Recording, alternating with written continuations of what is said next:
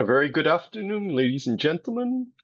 My name is Adrian Ang. I am Research Fellow and Coordinator of the US program here at RSIS NTU Singapore. And it is my great pleasure to welcome you to the RSIS webinar on Shifting Tides in US-China Competition by Dr. Zack Cooper. Before I introduce Zack, just a few items of housekeeping.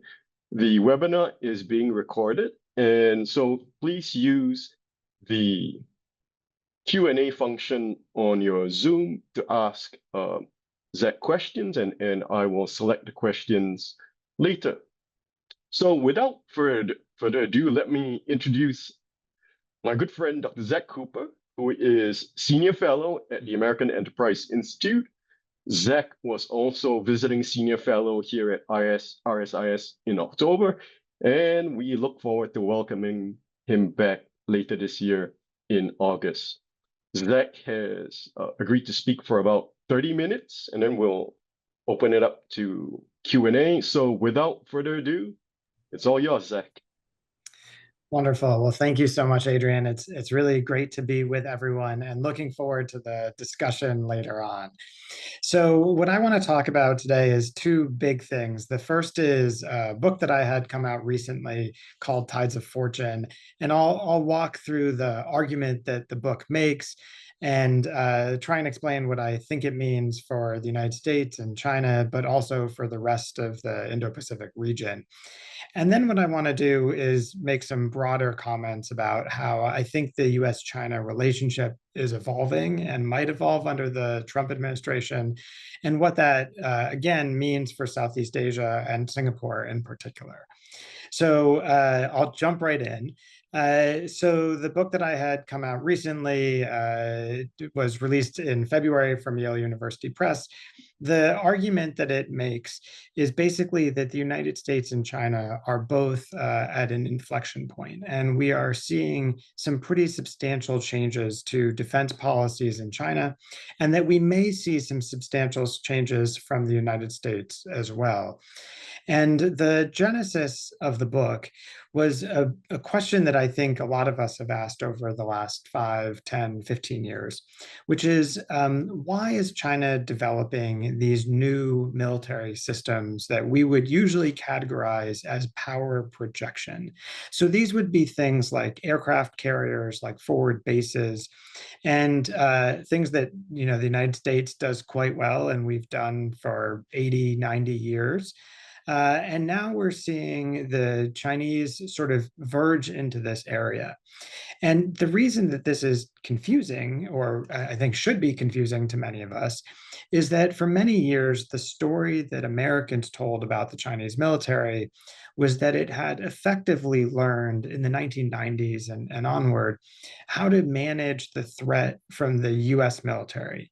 In other words, the United States had these power projection forces. It had forward bases, obviously in Singapore, but also in Japan and South Korea. Used to have large forward bases in the Philippines, and that those facilities in ally and partner countries, along with American facilities on US territory like Guam, provided the US the ability to project air power into the region. And then, of course, naval power through aircraft carrier strike groups and surface ships and submarines. And that these could be projected for many, many weeks or months or even years. And the US had learned how to sustain that power projection over time. And that effectively, if you go back to, let's say, 30 years ago, the 1995-96 Taiwan Strait crisis, a small amount of US power projection could have almost offset the entire People's Liberation Army. That at least was the argument you would hear, that perhaps 2 US aircraft carriers in 1995 were sufficient to defeat the bulk of China's Navy and Air Force in a Taiwan contingency. And certainly you would not hear that today. In fact, many people are openly questioning whether the United States has enough military capability to maintain deterrence in the Western Pacific. And what's changed from, say, 1995 till today, but really changed probably from 1995 to, let's say, 2008, was that China started developing a group of systems like anti-ship ballistic missiles. These are conventionally armed missiles that can strike targets at a great distance and yet have incredibly precise abilities to target systems at great ranges. And another example of these would be air-launched cruise missiles, ground-launched cruise missiles, naval mines. So largely unmanned systems that were able to target American assets at very long distances and to do so at relatively low cost. And we've often called these anti-access systems. In other words, they made access into any region, but especially into the Western Pacific, more difficult. And so the argument that you'll hear, and you could go look up some great work on this. For example, the RAND Corporation has done scorecards over the last decade, looking at what would happen in a US-China contingency. And what they and others argue is that China effectively figured out how to neutralize American power projection. And the answer was to use these cheaper, not cheap, but cheaper systems to hold at risk very expensive US platforms. So just as an order of magnitude calculation, an aircraft carrier of the United States is about $13 billion these days.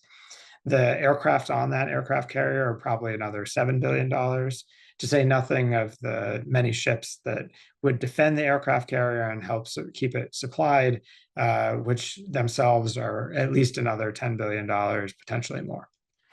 So, if you think about the aircraft carrier strike group as a system, it might be a $30 billion system for one aircraft carrier strike group, just in terms of the amount of money that it takes, to say nothing of the 5,000 people on the carrier, et cetera, et cetera.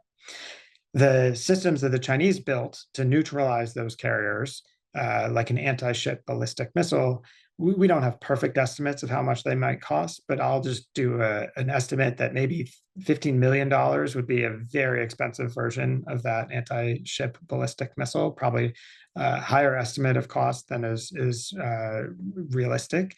But you can do the math. The Chinese could fire literally 2,000 anti-ship ballistic missiles. And if one of them was able to disable the carrier, and therefore effectively disable the carrier strike group, that would be an actually even cost exchange. And so even if the missiles don't all hit their targets, even if the US is able to intercept a lot of them, the story that you started to hear was that China had neutralized American power projection at sea. It had done the same thing in terms of air bases. So bases like Kadena Air Base in Okinawa or Andersen Air Force Base in Guam have been ranged by very long-range Chinese missiles. And that as a result, the United States found itself in an incredibly difficult position. And this is what many of us attribute the change in the military balance to, is these anti-access systems on the Chinese side neutralizing American power projection. And so the puzzle that I asked, and I think a lot of us have asked, is, well, if that strategy had worked so effectively over, let's say, the period from the 1990s through the early 2000s, why would China veer away from that? And if you've seen the news, you've probably noticed that China now has a fourth aircraft carrier that's underway to get into the Chinese Navy. I'm sure will not be the last one. It has been developing forward bases, not just in East Asia, but around the world. And at least access points in many areas of the globe. And this looks much more like traditional American power projection, which is the very thing that Beijing has shown was vulnerable to these anti-access systems. And so the puzzle that I asked was, why on earth would Beijing do this right at the moment that it had shown Washington that these capabilities were so easy to hold at risk, and that Washington, in fact, if it was thinking about doing this, could do so relatively cheaply? And there are some competing explanations for why this might happen. One of them is that China was seeking prestige, and anti-ship ballistic missiles and naval mines are not prestigious, but aircraft carriers and fighter jets are. So that's one possible explanation.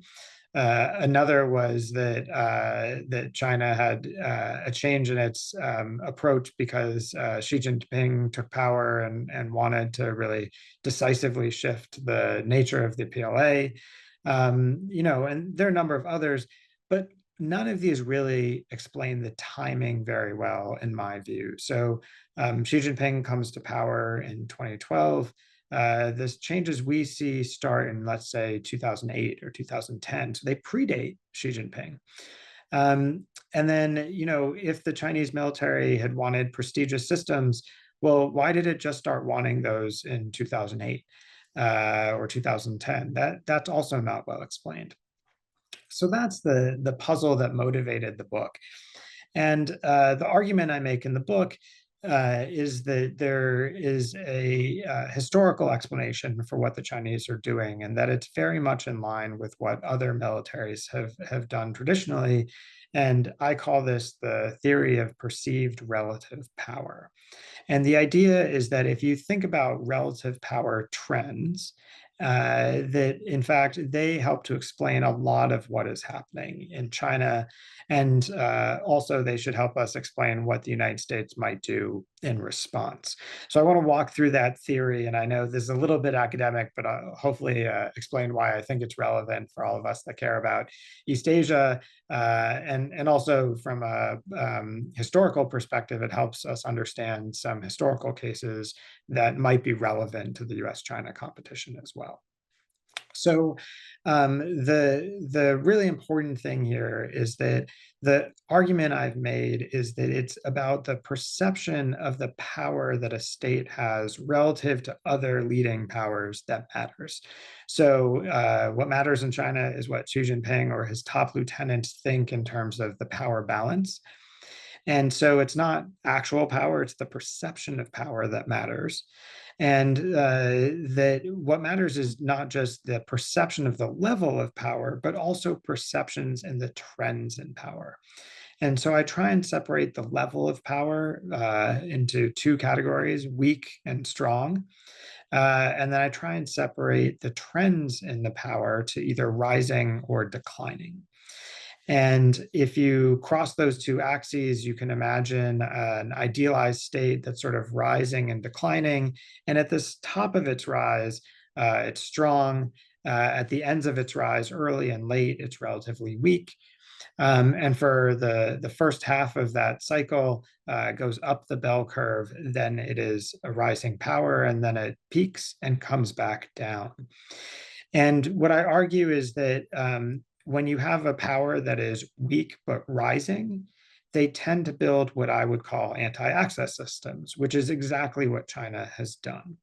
These are systems that are expendable, and they are relatively shorter range often, but they can have longer ranges like anti-ship ballistic missiles. And so you tend to get essentially a strategy of anti-access development in this first phase where a country is weak, but it's a rising power still.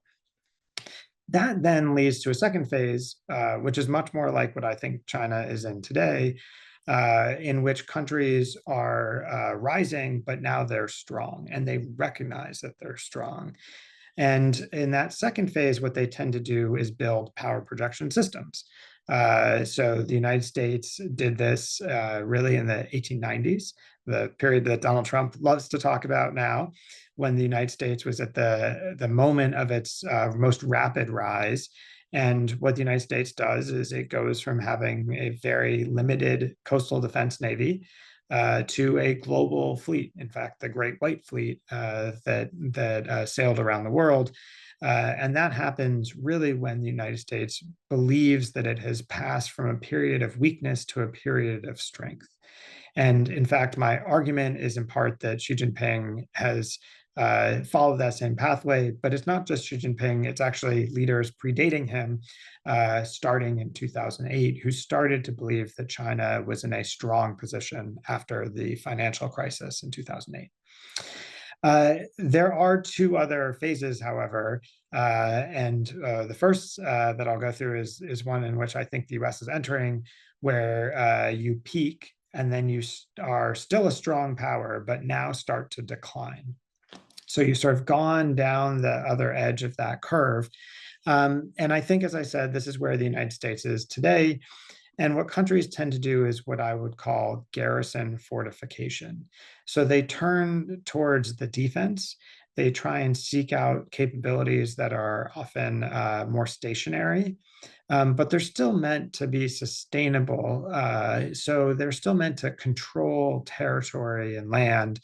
And so what you get is a country like France building the Maginot Line in 1927, when it realizes that France is still in a strong position, but relative to Germany, it is going to start falling into a weaker and weaker position over time. And then finally, when a country really continues to decline, what you tend to see is its leaders believe that it's both weak and now in decline at the same time. And they fall back from a garrison fortification strategy to what we would often call in the defense area, area denial. And area denial is expendable systems that are very short range. And one example of this, which is a little bit controversial, but I think is helpful to think about this, is what happens in Japan at the end of the Second World War. And so as Japan is falling back after its initial victories in the Pacific, initially it does not actually have a widespread campaign of kamikazes and kaiten, which are the torpedoes essentially that were piloted by men. Instead, that only happens in 1944, when it is very clear that Japan is declining rapidly and at this point quite weak compared to the United States. And so the book tries to chart out these four different phases. Phase one, anti-access. Phase two is power projection. Phase three is garrison fortification. And stage four is area denial. And it looks at six cases, and the six cases are basically the great powers of the 20th century.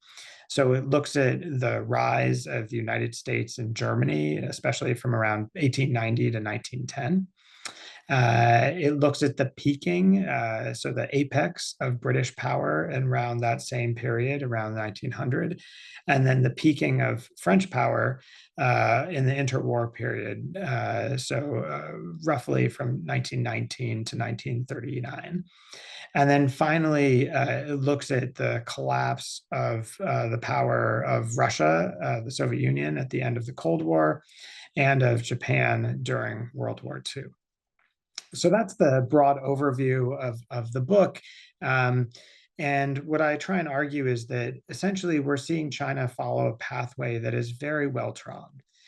This is not new, it is not different, it is exactly what rising powers tend to do.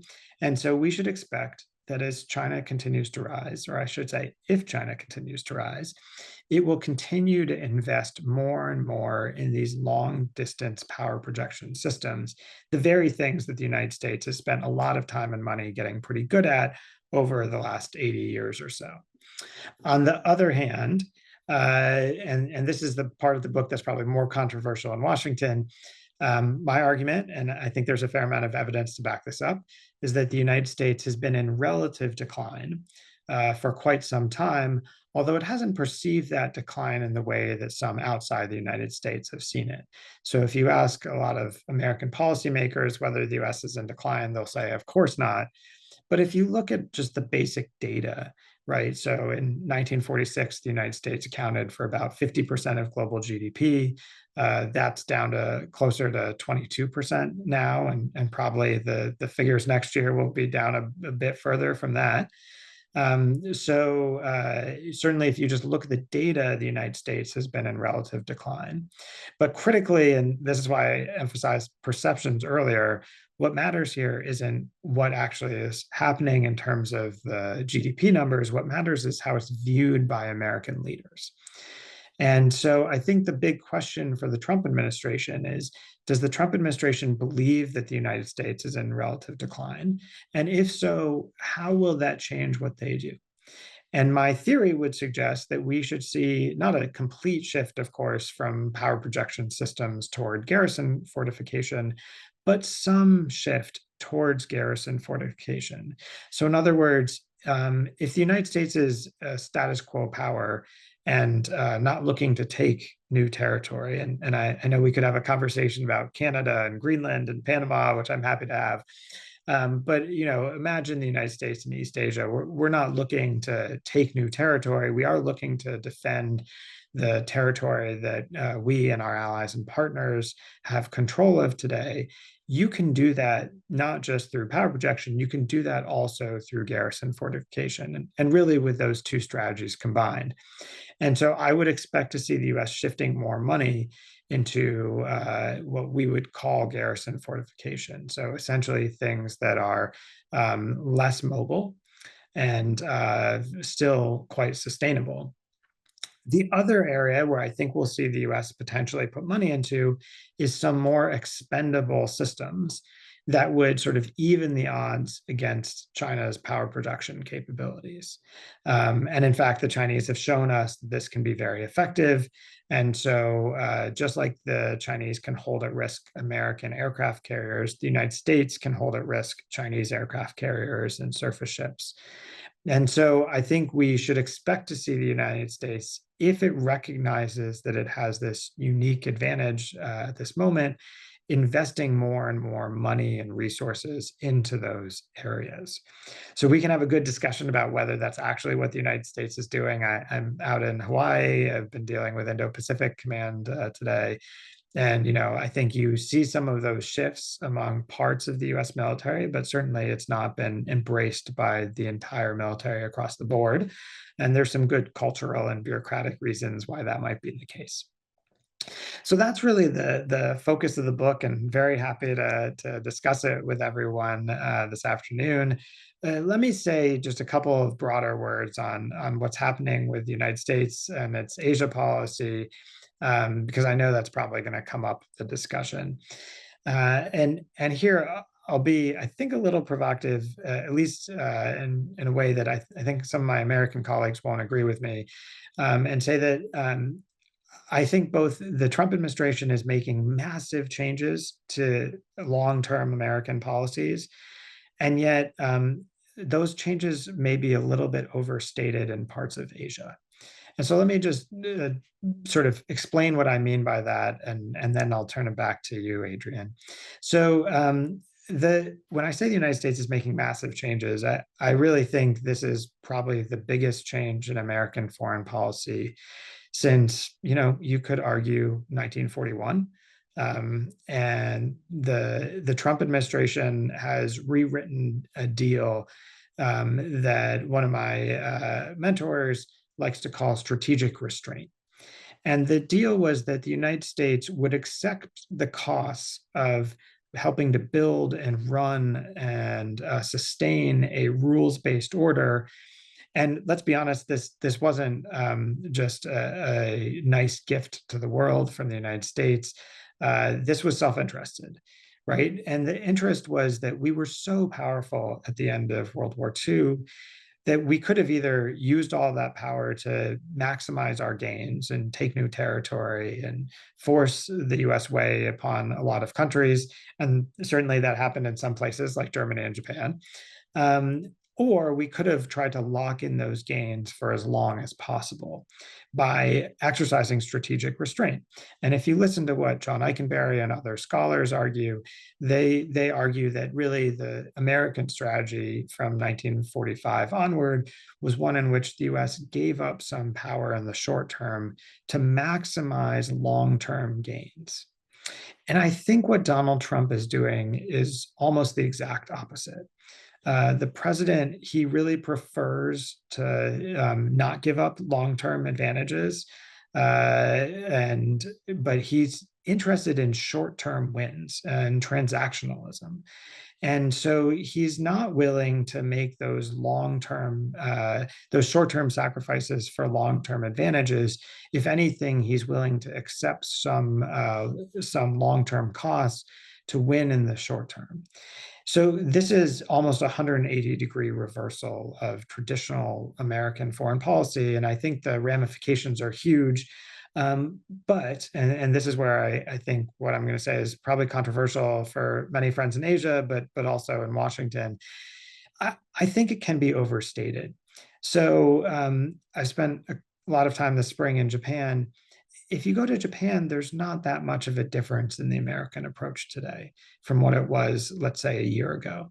If you go to the Philippines, there's not that much of a difference. If you go to Australia, there's not that much of a difference. I don't want to overstate it. Of course, the economic situation is quite different, but the security conditions haven't changed that much.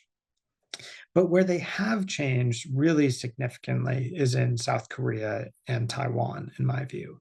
And the reason is that Japan, the Philippines, Australia, India are all balancing against China. And so they're well aligned with the objectives that some in the Trump administration have stated. But Korea and Taiwan are sort of tougher edge cases for the Trump administration, where they're not sure whether Korea and Taiwan should be considered within the sort of defense perimeter. My mentor, Mike Green, wrote a great book about this called By More Than Providence, in which he sketches out how this has changed in American thinking over the last 200 years. And I think there are real questions being asked within the Trump administration about whether South Korea is inside that perimeter or outside.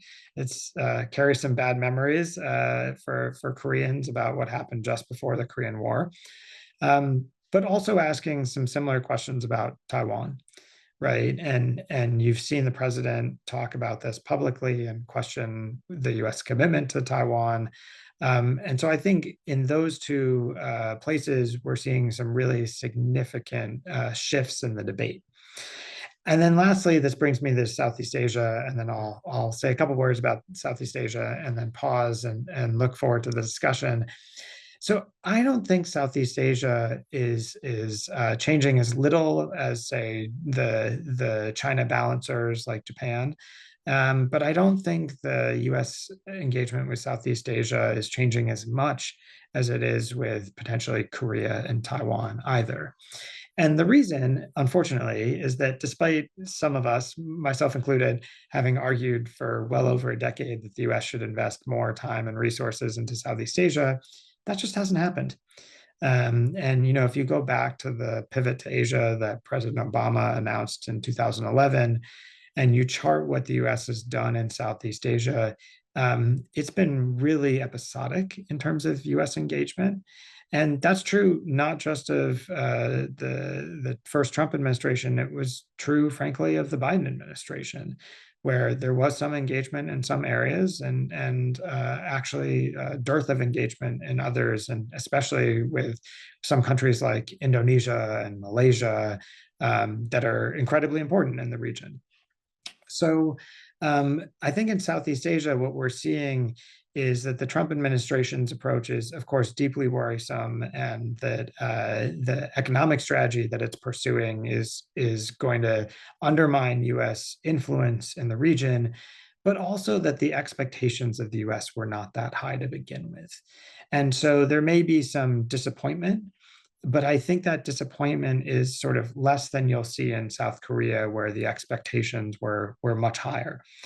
And so it's not that I want to be particularly sanguine about this aspect of U.S. strategy. I'm deeply worried about it, and I think there are huge risks, not just for the United States, but for friends in Southeast Asia as well, of the relationship weakening in this way.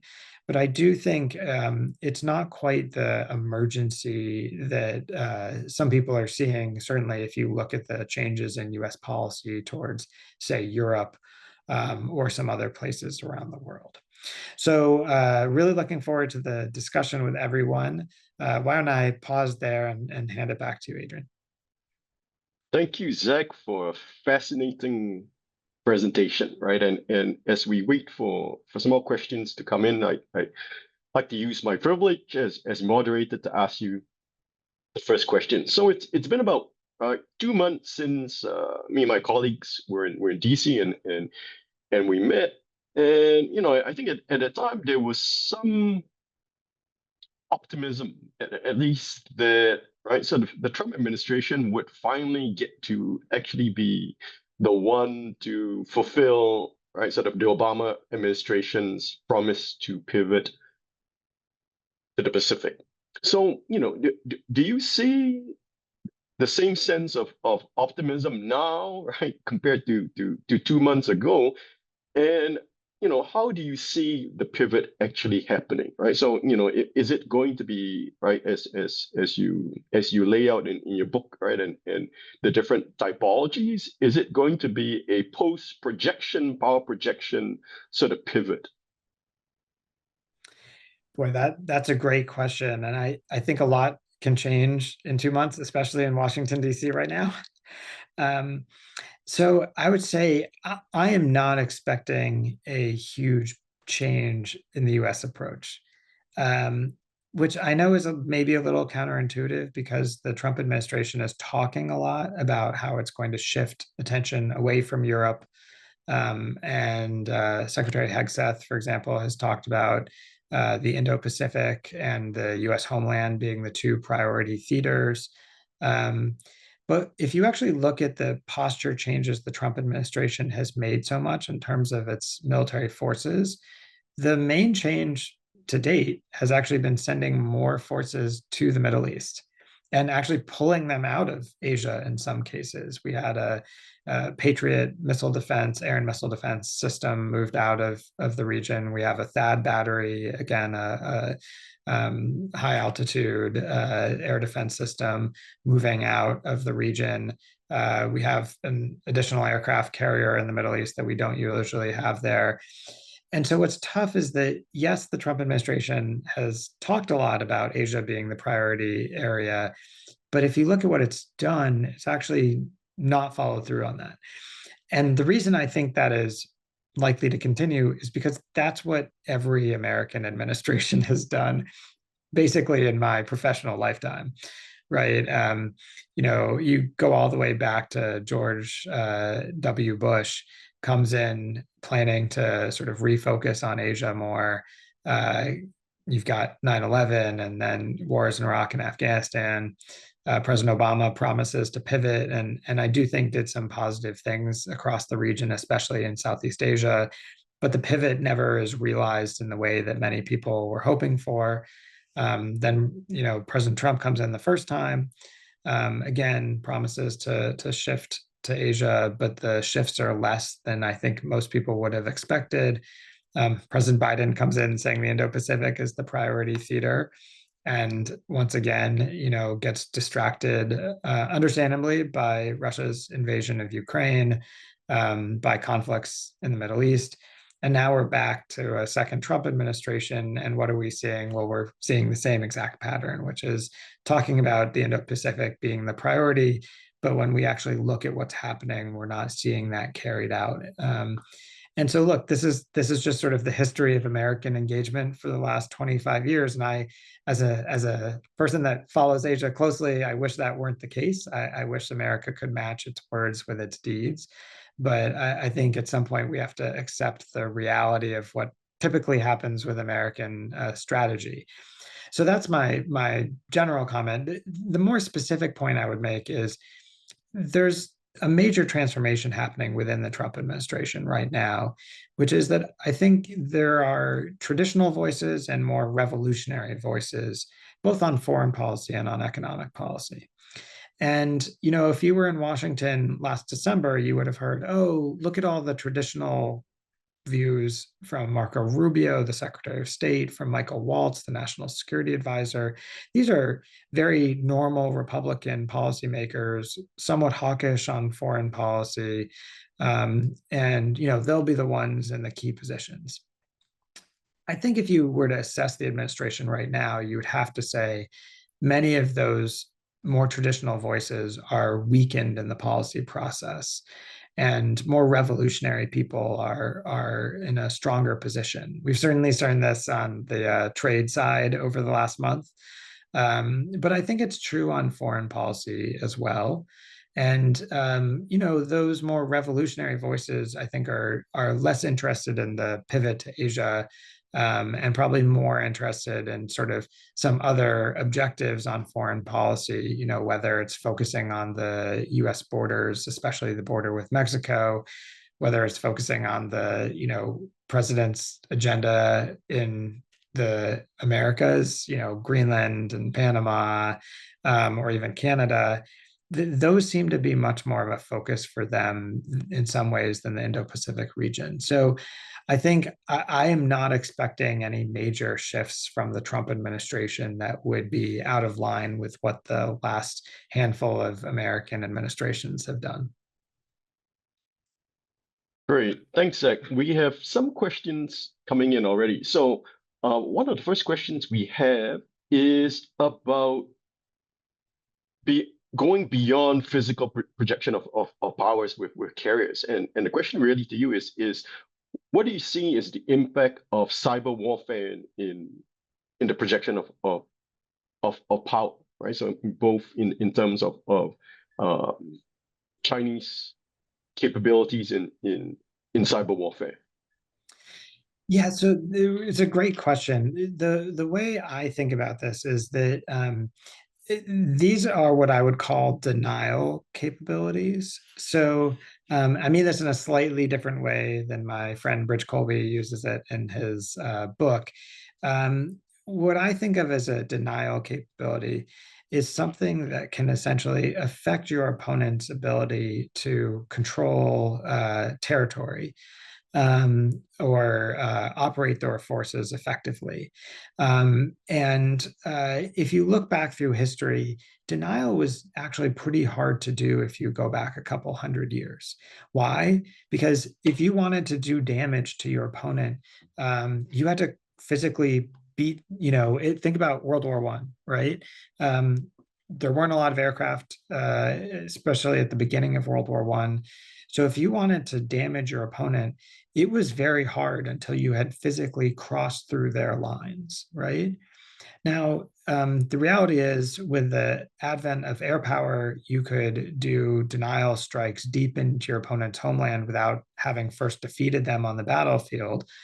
And cyber is almost an extension of that, right? So you can now do strikes, across your opponent's homeland, without even having physical capabilities necessarily over that territory.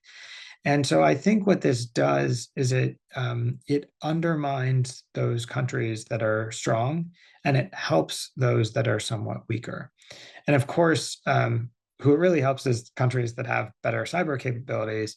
But in relative terms, the amount of money that it takes to be good at cyber is much less than it took to, say, be very good at projecting power.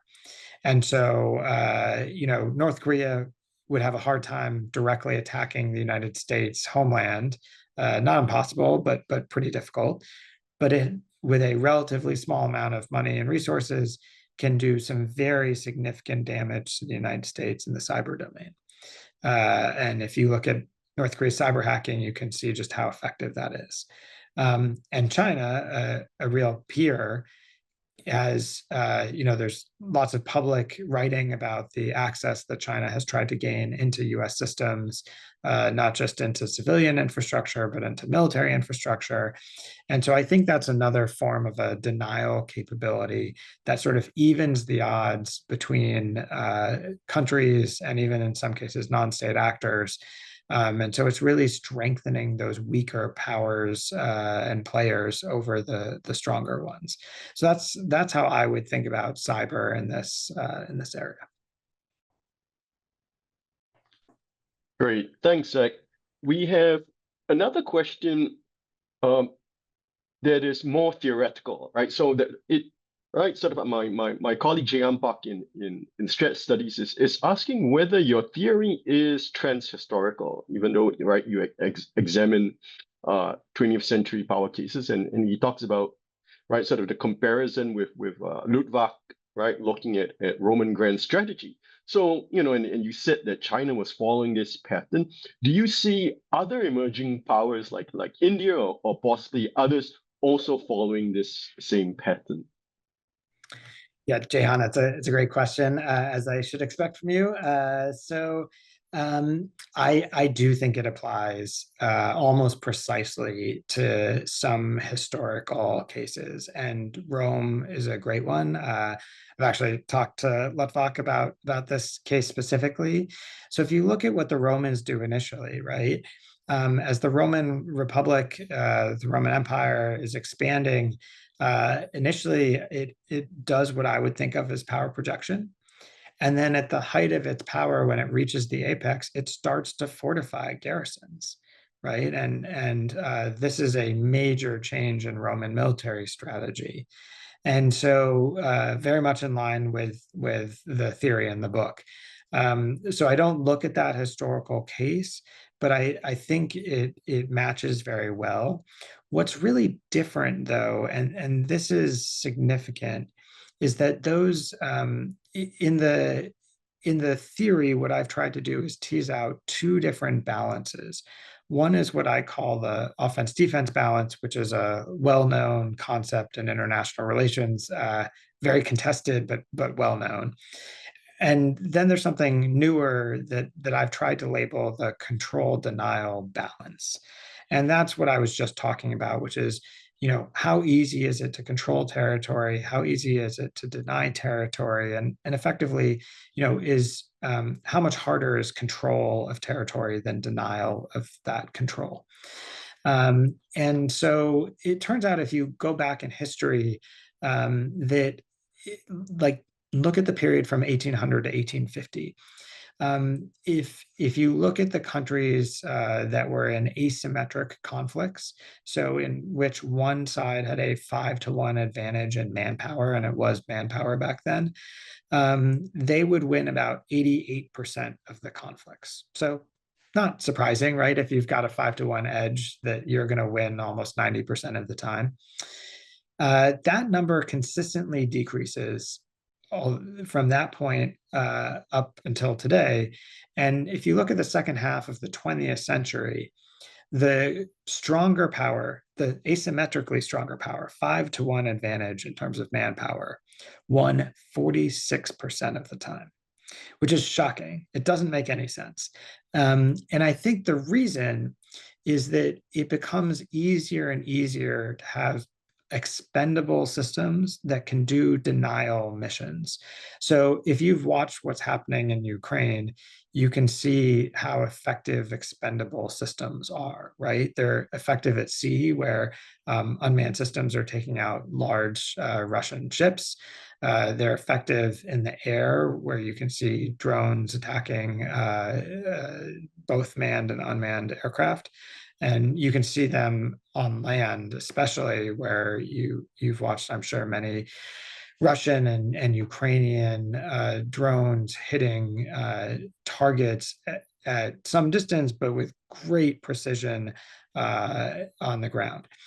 And so that phenomenon, I think, has really evened the odds between the stronger forces and the weaker ones. And so what's hard, therefore, is the further you go back in history, the fewer of those denial capabilities exist, and the harder it was to do damage to your opponent without first defeating them on the battlefield. And because my theory sort of requires you to be able to have denial capabilities, it's pretty hard to apply it perfectly more than, let's say, 200 years ago, or even maybe 150 years ago. So all of my cases really go back about 150 years, starting in 1880 and onward. I think because technologically so much has changed in that period. Great, thanks, Zach. We have another question, this time from my colleague Alex in the Indonesia program. Right, he says, "Hi, Um, and Alex's question to you is, right, sort of when you gave your last public talk when you were here in October, right, you were talking about how the world was going to become more multipolar, right, with powers like the EU, India, Saudi Arabia, etc., right, increasingly being able to project themselves as alternative voices or powers beyond just a bipolar US-China world. So do you see Trump 2.0 hastening this arrival of the multipolar world beyond in terms of both security and cooperation? I do, and I think what's a little confusing about this is that I'm not sure that what the Trump administration really wants is a multipolar world. Marco Rubio has talked about a multipolar world, but I think many others in the Trump administration would prefer something more unipolar if they could get it. But I think the actions that the administration is taking are going to lead to a more multipolar environment for a couple of reasons. One is that one reason that the world wasn't that multipolar is because the US had built a network of alliances and partnerships that were very deep. And so people didn't usually think of Europe as a separate pole from the United States. They thought it as, maybe part of, for lack of a better term, the West, right? Um, I'm not sure that's how people are going to think of Europe going forward. I'm not sure that's how Europeans think of themselves anymore. So I think you're seeing the emergence of a European pole that's separate from the United States and increasingly maybe even more separate. I think you're seeing China, of course, was already a pole in that system, but potentially the emergence of India.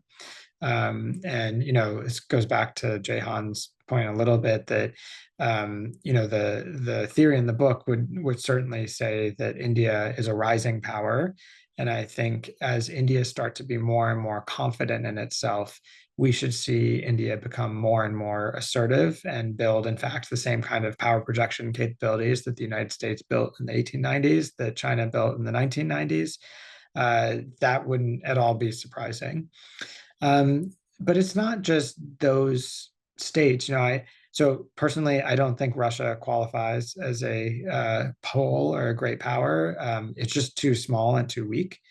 1/11th the economy of Europe. This is not what you would usually categorize as a great power. But there are some other groupings or countries that certainly look like they have the makings of poles on their own. I think down the line, as Alex knows well, Indonesia could be one of them, or Southeast Asia, if it's coherent as a group, could be a pole. If Japan peels away a little bit from the United States, which I'm not saying is likely, but it's certainly possible, Japan could act as a bit of a pole on its own. You've got others like potentially Brazil, countries with large populations that are growing, that could be significant players too. So I do think we're heading towards a more multipolar world. I think it's being accelerated by the Trump administration. But I think the big question in the long term for the Trump administration is, I don't think they're particularly excited about that multipolar world. And I'm not sure that they know exactly how to manage it. But I think part of the reason is that you have two different ways of thinking about this. So my sense is that when President Trump talks about the global system, he thinks of it as a spheres of influence model, where the US has a sphere of influence in the Americas, where the Russians have some sphere of influence in Eastern Europe, the Chinese have a sphere of influence in East Asia, and everyone should kind of leave each other alone among those three powers. Now, the problem is that I think it's possible that the United States is both misidentifying which powers qualify as great, and also misidentifying whether we should want to have a spheres of influence world, which I think, certainly from a Singaporean standpoint is probably not what anybody would want to see. And so I think it's possible that the Trump administration will bring on a more multipolar system. But I think because they don't have a clear vision of what they want to replace the previous system, we're probably going to have to wait to see what emerges for quite some time before we really understand the basic nature of this new global order. Thanks, Zach. So once again, ladies and gentlemen, if you have questions, right, sort of please use the Q&A function.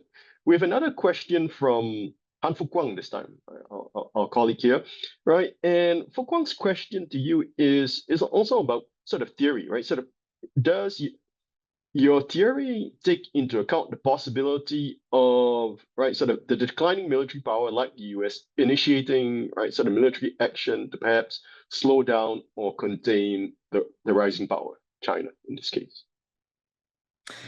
Yeah, as Fukwang knows well, there are some theorists who say that this is what great powers should do. If you'll accept the terrible analogy, this is what John Mearsheimer has said: you should strangle the baby in the crib, right? And don't let the child grow up to be strong. Don't let that rising power rise until it's strong enough to win. Beat it while it's small and weak. I'm just not sure that that's really how anyone usually tends to think. And, look at what the United States has done with China. If anything, the United States enabled China's rise, right? The Clinton administration's approach in the 1990s, or even the Bush administration's approach in the early 2000s, were trying to sort of build China into a responsible stakeholder, as we said, actually have it play a bigger role in the international system. Now, certainly Americans don't feel that that strategy worked, and so they're shifting course a little bit. But my book would suggest that actually most great powers tend not to execute that Mearsheimian strategy, even though it, it makes sense in theory. I think in practice there are really not a lot of cases in which that's attempted. And sometimes my Chinese friends will say, well, the United States is using the Taiwan card to weaken China. I have to say, I don't think that's how almost any American policymakers that I know think about Taiwan, right? They think about Taiwan as something that's important for its own reasons, right? Because it's a democracy, because it's the 10th largest trading partner of the United States, because it's home to, some of the most advanced technology in the world, and the U.S. is very reliant on that technology for our economy and for the global economy. Because the U.S. is worried that if we allow China to use force or coercion against Taiwan, that we won't be able to stop it elsewhere. None of those reasons really suggest that the U.S. is going to use Taiwan or the Philippines to undermine China. And frankly, I think if that was the US strategy, we're too late at it. So the book really doesn't find a lot of evidence that that's what countries tend to do. Of course, it's not quite the purpose of what I was trying to do in the book, but if you look at the cases there are some declining powers that could have attacked and tried to dramatically weaken their opponent. And they don't actually do that. If you look through the cases that I was analyzing, maybe the best example would have been France in 1927 knows that it is in decline, knows that Germany is rising, and yet does the one opposite thing of that you could have imagined. It builds a fortification strategy, which leaves it unable to essentially invade Germany when the time comes.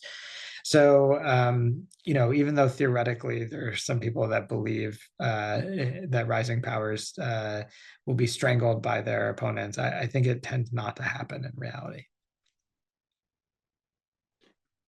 Thanks, Zach. We have another question about whether US power projection in East Asia has been significantly weakened under the second Trump administration due to, right, its approach to Asian allies. And so what can we expect in the days, months ahead for Japan, Korea, and Singapore? So my answer on that is that I don't think there's been any significant change in US power projection capabilities in East Asia yet, which is not to say that there couldn't be significant changes, but that we really haven't seen any of them occur. Now, the expectation that I would have is that Japan won't see big changes at all. Um, I think the United States is very reliant on our facilities in Japan. Japan wants continued US access to, and presence at those facilities. So I think that's the status quo is likely to continue. Korea is where I think we could see some shifts. And the reason is that there's a group of folks within the Trump administration who I think are questioning whether South Korea is useful to the United States in a China contingency. And they're not that interested in a North Korea deterrence problem. They think that, frankly, that the U.S. just has to focus on the one major challenge in the region, which is China. And so, if that challenge is sort of secondary, if South Korea's contributions to that challenge are secondary, then I think you could see the U.S. start to withdraw some forces out of South Korea. Singapore is a bit different, right? It's not that Singapore is necessarily going to contribute significant forces in a contingency, is that access to Singapore is vital for the United States. And so again, kind of like Japan, I think the logic of the US presence in Singapore is going to stay the same under the Trump administration as it's been in recent years. Of course, that doesn't mean that the US-Singapore relationship is going to be simple and easy. I think there are some really difficult challenges to walk through, and certainly the Prime Minister laid out some of those a few weeks ago, and I thought he was quite eloquent in doing so. But I think American power projection has been relatively stable actually in the region thus far. Thanks, Zach. We have a question that is asking sort of the flip side of this, right? So if US power projection capabilities has been relatively stable, right? So do you see China's, right, sort of power in terms of denial increasing? So, them being more likely able to hold off any Taiwan contingency until, right, sort of US decline becomes more pronounced. Yeah, it's such a fascinating dynamic where you've got Americans arguing that China, the foundations of Chinese power are weak. And so we are in a danger zone maybe the next decade, but after we get through that decade, China's going to get so weak that it won't be that much of a problem. And then you've got Chinese, I think, arguing that the US is growing so weak that they should just wait until the US is really undermined. So we can't both be right. Here's the good news, though. This is the best case scenario from a stability perspective, which is when both sides think that time is on their side. Because therefore, both sides have an incentive to wait and avoid a conflict in the near term. What's dangerous is when one side realizes then that time is not on its side and that it has an incentive to act now. And what I would worry about in that regard is a related problem that China might have, which is so right now, I think the Chinese might feel that things are very much moving in their direction. US alliances in some parts of the world are getting a bit weaker.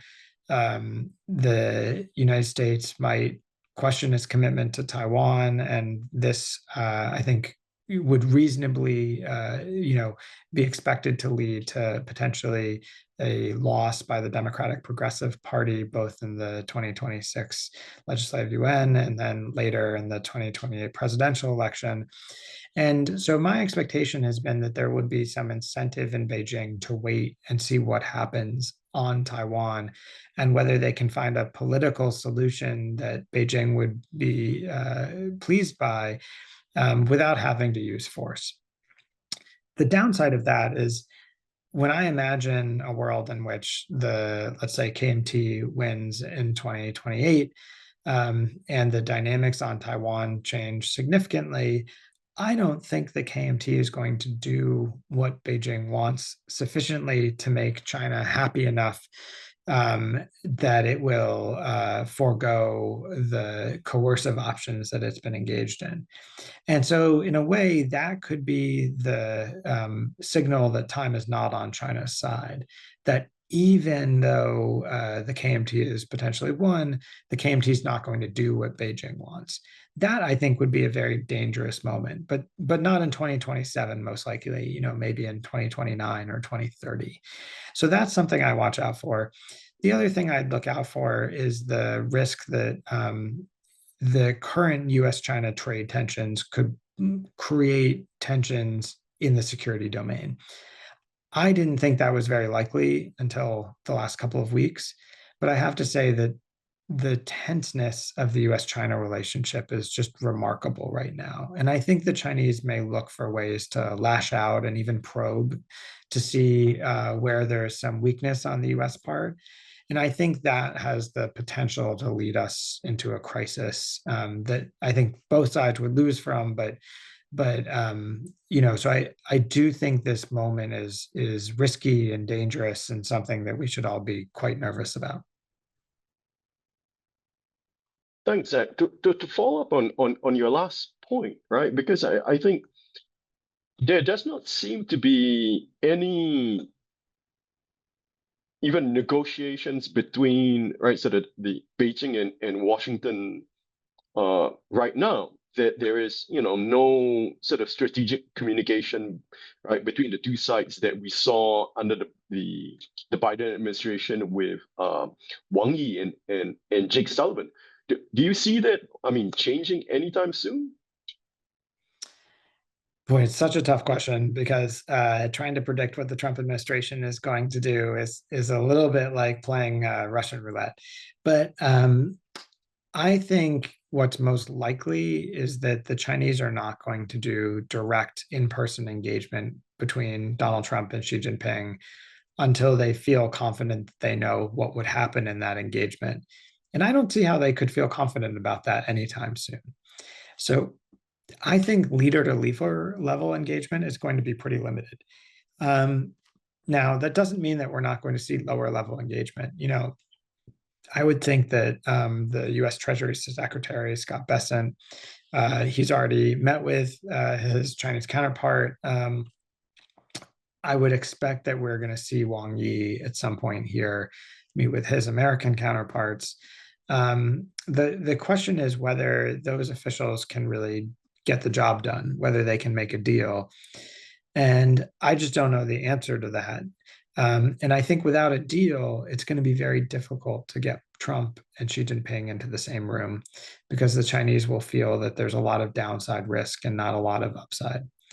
And so I'm not expecting in the near term a meeting between the two leaders. This was something that the Trump administration wanted to make happen very early on, and I think it's been rebuffed. Um, that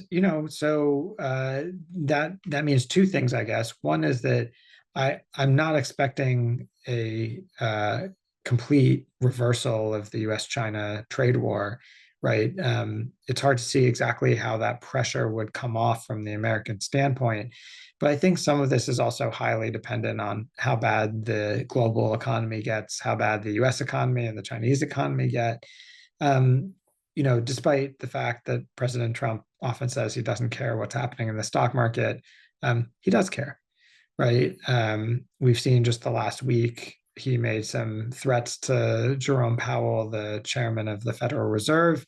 The market got very, very worried, went down significantly. And then President Trump said, don't worry, I'm not going to do anything to remove Chairman Powell. We saw this weeks ago where the Trump administration said they weren't going to grant any exemptions to the tariffs. And then, within a handful of days, they backed off to a 10% global tariff, which still is significant, but is almost exactly what they said they weren't going to do, because I think the markets were so scared.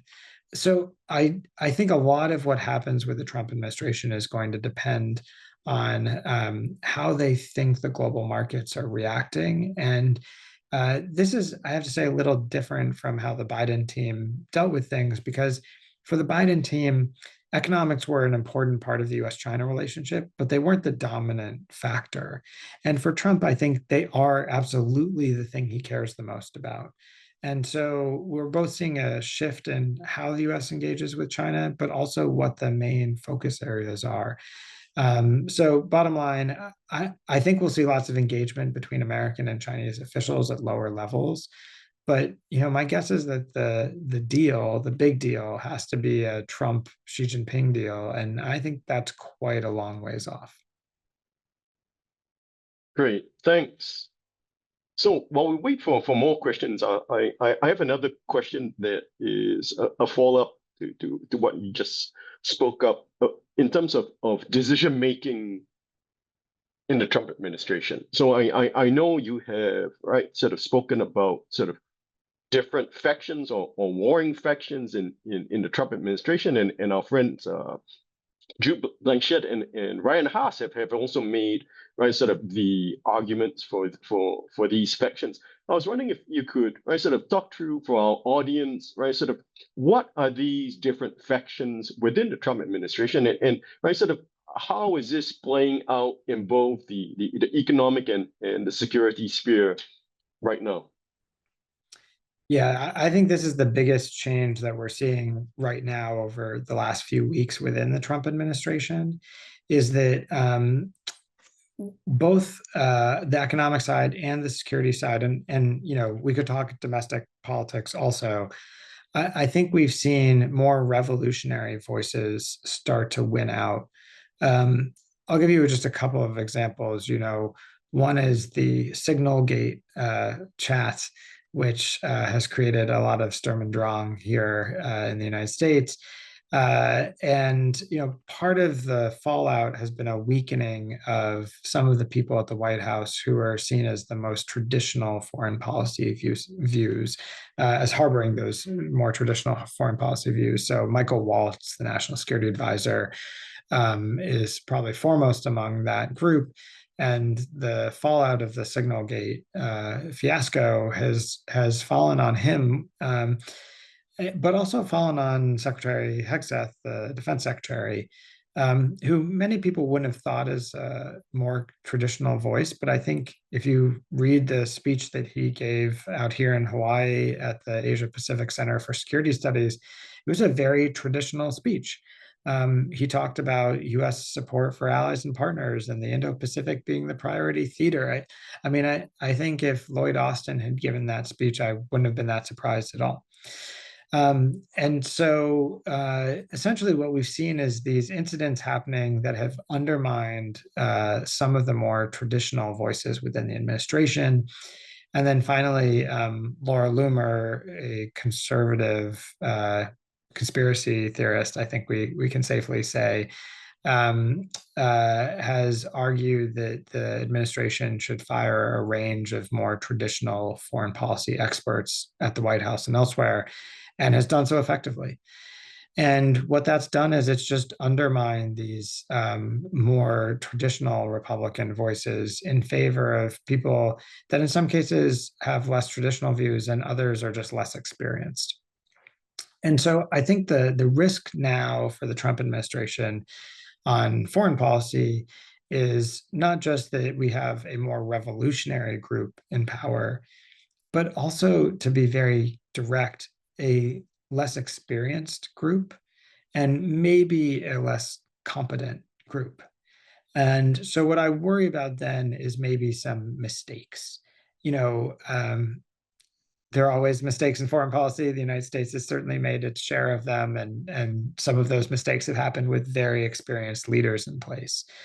But you now have a foreign policy team which has some people in it who are relatively inexperienced, right? Who are at the cabinet secretary level when they haven't run large organizations before. Or don't have a lot of deep experience on the issue sets that they're now responsible for handling. And that, I think, could lead to some pretty significant missteps. So, on foreign policy, I think it's really that divide between the people that are more inclined to see the world as one based on rules and order, and just think that we need to shift those rules.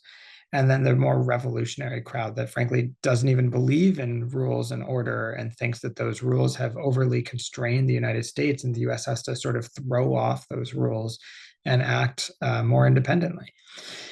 On the trade side, I think you see something similar, which is that the traditional voices like Scott Bessent and Jameson Greer initially were relatively weak. And this is part of how you get the Liberation Day announcement from President Trump. You get Peter Navarro, you get Stephen Miran, who's the head of the Council of Economic Advisors, to some degree, Howard Lutnick, the Commerce Secretary, arguing for some really non-traditional approaches, like a global tariff or a reciprocal tariff that's calculated in a very, very strange way, that doesn't really make any sense, right? If you'd asked most experts to do this, they both wouldn't have suggested those policies and wouldn't have executed them in this way.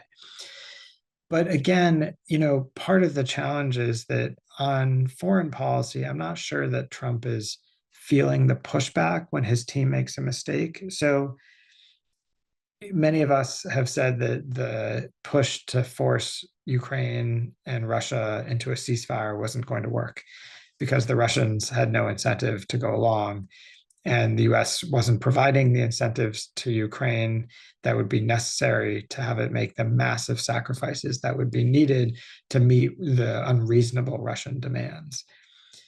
And what's happened is, I think it's become clear that, in fact, a ceasefire is probably not going to happen.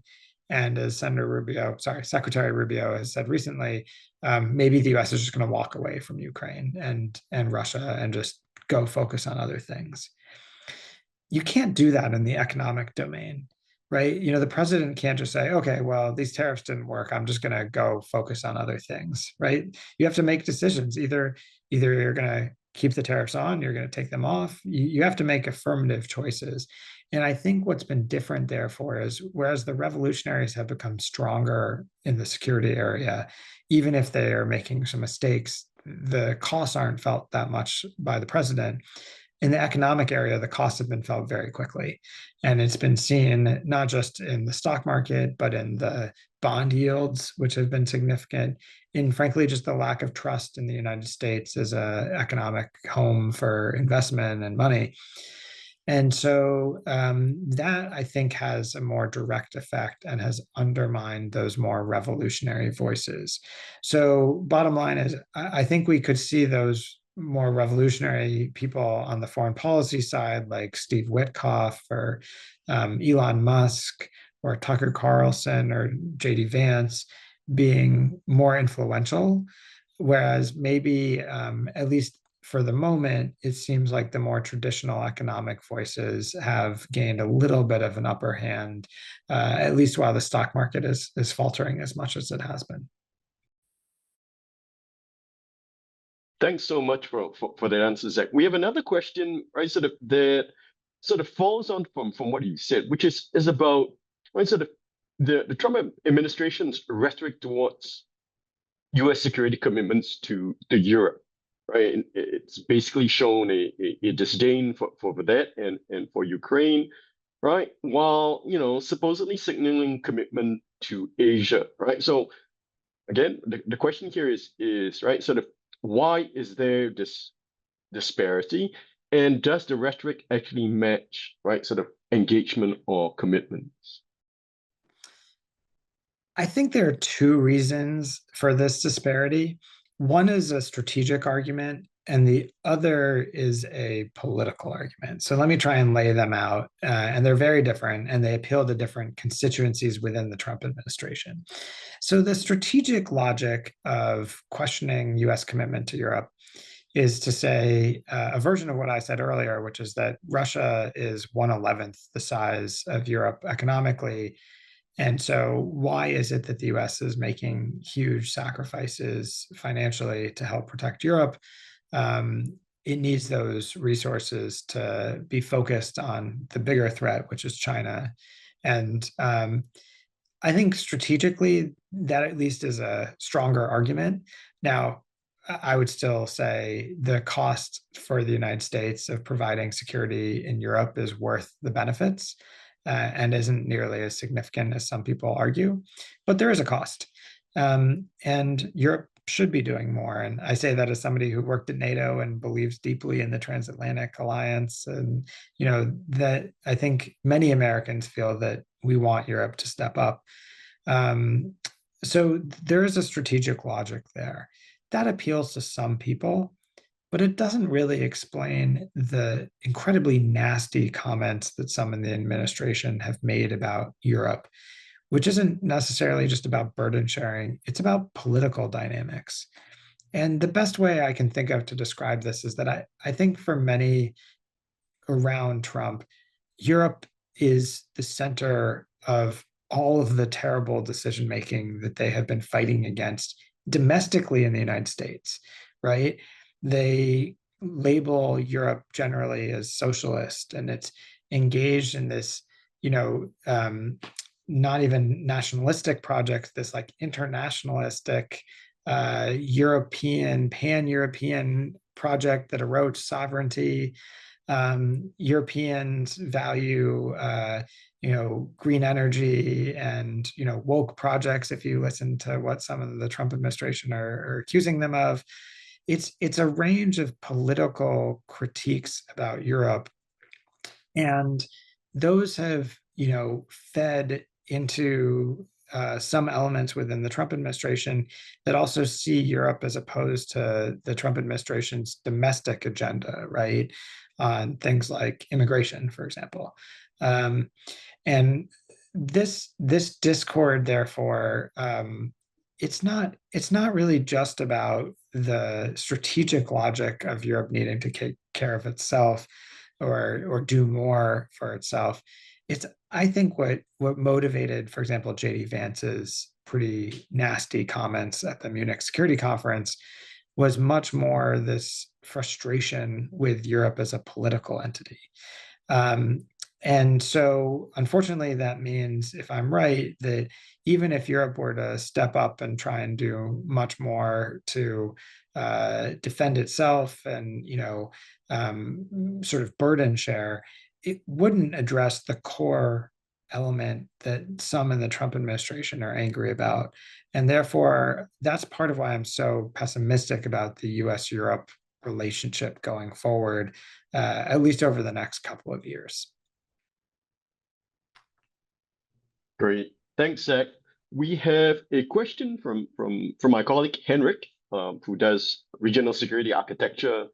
And his question is, right, sort of for US engagement with Southeast Asia, right, sort of how will Trump 2.0 deal with ASEAN, right? Will it force ASEAN to choose the US over China? Or do you see, right, sort of the case of, neglect of ASEAN and the US focusing on, right, sort of alliance partners or multilaterals? Where? No, I'm just joking. Uh, so I think this is one area that I think the Trump administration is going to struggle. And part of the reason is that US engagement with ASEAN has been hampered, not just in the Trump administration, but I think also in the Biden administration, by a number of problems. One is that there's this perception in the United States that ASEAN is not delivering on some of the objectives that it has and that the United States has for it. Another challenge is, I think that ASEAN as a group feels that the United States is not delivering on the objectives that Southeast Asia has. And so there's a little bit of sort of reciprocal frustration from both sides. And I think, if anything, that's going to get worse. Also, we just have to acknowledge the reality that this year, with Malaysia as chair, I can't see Anwar being particularly good friends with Trump. The Gaza situation, if nothing else, is probably going to impede cooperation. And so I think it's going to make it very difficult for the Trump administration this first year to be effective in engagement with ASEAN as a grouping. And that will probably ease the next 2 years when we've got Philippines and Singapore in the chair. But this first year, I think it's going to be tough. And also tough because it's not clear to me that the Trump administration has a clear vision of what they want to do with ASEAN as a group. I think it's much clearer what they want to do in terms of engagement with Philippines. But in the rest of Southeast Asia, I think they're struggling to figure out what the US value proposition is and what the US objectives are. Is the US in Southeast Asia to check China's ambitions? I know that's certainly not what Southeast Asians are looking for. But we used to say that business was the ballast in some US relationships in the region, but it's hard to say that when we're so actively going after a lot of our top trading partners in Southeast Asia. So, I hate to be this glum about it, but I just think we're going to see a pretty gloomy set of engagements. And hopefully the United States will send senior representatives to the Shangri-La dialogue. Hopefully we'll send senior representatives to the ASEAN meetings later this year. But I also wouldn't be shocked to see especially the ASEAN meetings downgraded a notch or two, as they were for much of the last 8 years. And I think that will further undermine the relationship. And then just one last thought on this, which is even if ASEAN US relations are sort of stable, and I think if anything, they'll go downhill a little bit. If we have US relations with others in the region on a bilateral basis, on a multilateral basis, like the Quad advancing, it will feel like even if US ASEAN ties are standing still, it'll feel like they're falling behind. And so I think the perception is going to be that the US engagement with Southeast Asia is lessening. And I obviously think that's deeply problematic, but I also think it's unlikely to change. Thanks. Our next question is actually a follow-up on this. And the question is so if sort of Southeast Asia cannot expect US to pay too much attention to the region, sort of what should the countries do in the face of a more assertive China, right? So do you see in terms of emerging multipolarity, do you see a emerging pole around Indonesia, for example? So I've asked friends like Alex this question a lot about what will Indonesia do and what could Indonesia do. And look, from an American standpoint, if you accept my premise that US ASEAN engagement is going to be less than some might want, one possible response is to say, well, the US can still engage bilaterally. And so the US could pick a couple of countries in Southeast Asia to try and invest in bilaterally and shift a bit of the direction of the region, even if it can't engage broadly with ASEAN. And that's, in my view, what the United States should be doing. And if there's one country that should be the priority, it is Indonesia, hands down. Everyone in the region, I think, would accept that, which is not to say that it would be easy, but look, it's pretty obvious that Prabowo wants a relationship with Trump. There are reasons to think that relationship might actually be pretty good if there was more engagement from the US side. So I think Indonesia could serve as an incredibly important pole to sort of help bring the region together and give it some more clear direction.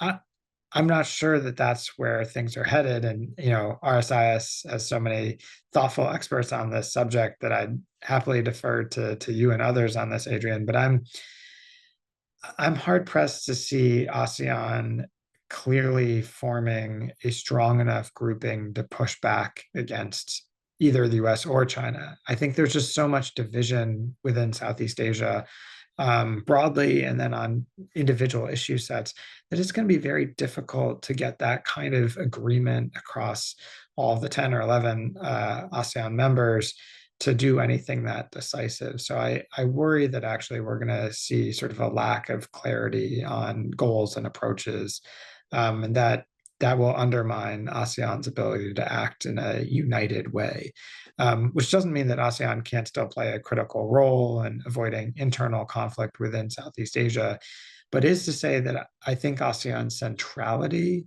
is at increasing risk as the rest of the Indo-Pacific looks to other formats to do a lot of their business.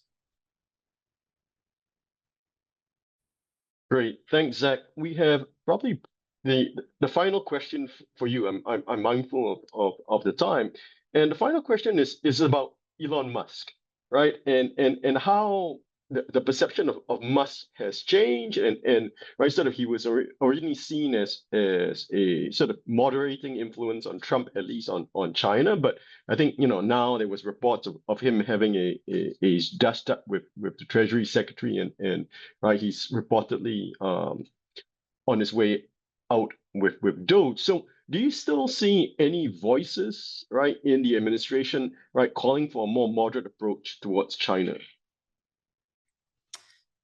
The president. I mean, that's the big one. President Trump has, I think, pretty clearly said publicly that he and Xi Jinping have a good relationship. He wants to find a way to sort of improve the relationship. And I think if we've learned anything about the second Trump administration, it's that many people in the first Trump administration would take what the president wanted and then try and shift that.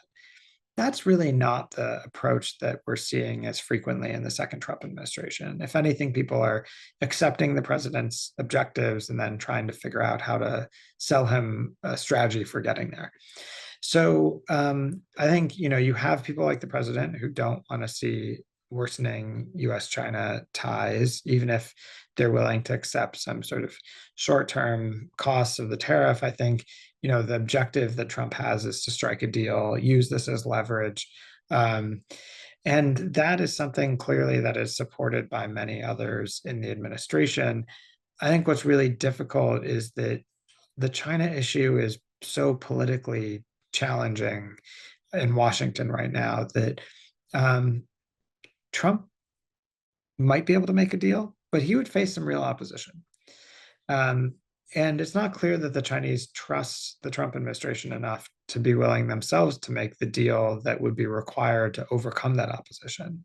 And so I think we just don't know the answer yet, but absolutely there are some voices who are very supportive of China. Elon Musk is one of them.